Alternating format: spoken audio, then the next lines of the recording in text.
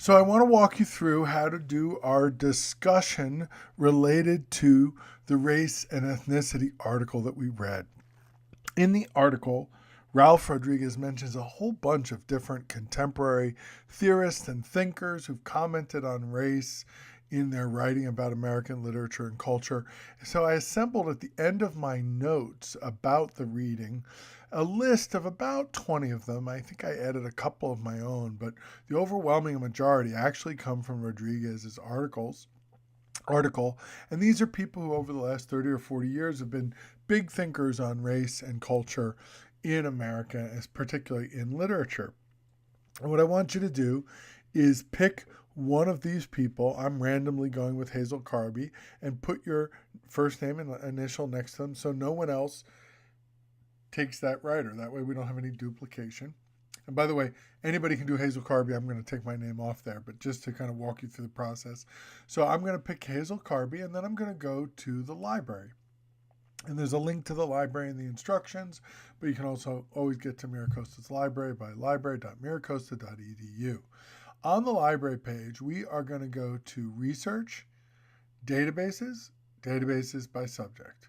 Once again, Research, Databases, Databases by Subject. We click there, and it calls up a bunch, and there's actually a lot more on the page. If you scroll down, you'll see a lot more, but we don't need to because ours is right near the top, JSTOR, which is a storage space for academic journal articles.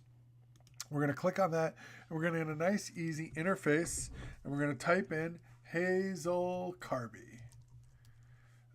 But we've got to make an important change here. Instead of full text, we have to change this box to author.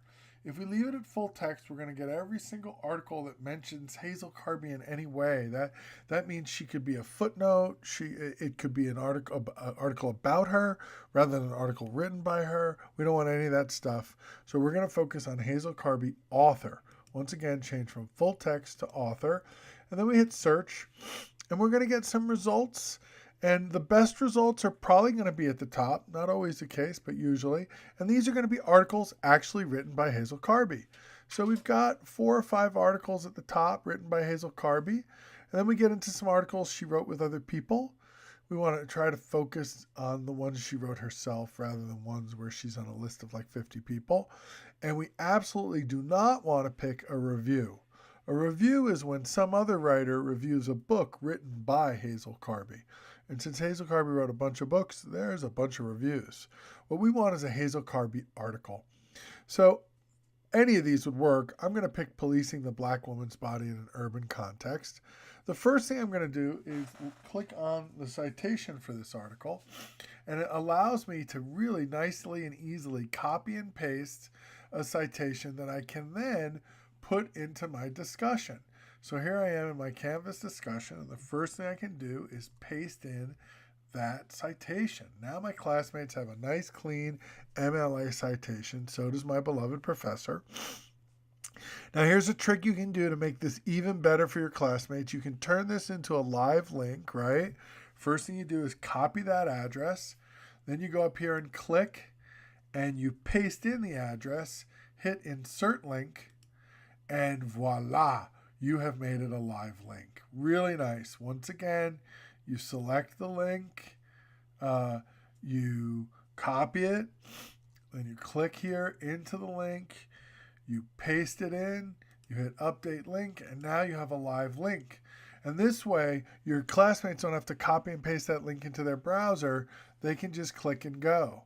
So when I post this reply, I'll be able to your classmate will be able to just click and post, and that takes them to the article. Now that we're here at the article, we can talk about what you need to do with it. First of all, you're going to have to log in if you're going indirectly, but we're already in there. We can go back over here to get to it, so we don't have to deal with that. We're going to download the PDF of the article. We can also click here, and it'll take us to another interface with the article, which can be nice. We're going to download the PDF, and that's going to give us the article. And what we're going to do is we're going to read the beginning of the article very carefully, the first couple pages, really read it closely, make sure we understand what Hazel Carby's writing about. And then we're going to kind of skim more rapidly through the article, making sure we're kind of looking at the beginning of each paragraph to see what it's about. And then as we get towards the end of the article, we're going to read more closely again. And the idea, look at these articles can get pretty long, 15 to 20 pages. We don't have to read and memorize and understand everything. But when we get near the end of the article, we're going to slow down and read those last couple paragraphs again pretty closely. And based on the first few paragraphs, the last few paragraphs, and a skim through, you should be able to write a 2 or 3 sentence summary of this is what it looks like this article is about. And so the summary doesn't require that you've read every word in the article. You're just getting the gist for us.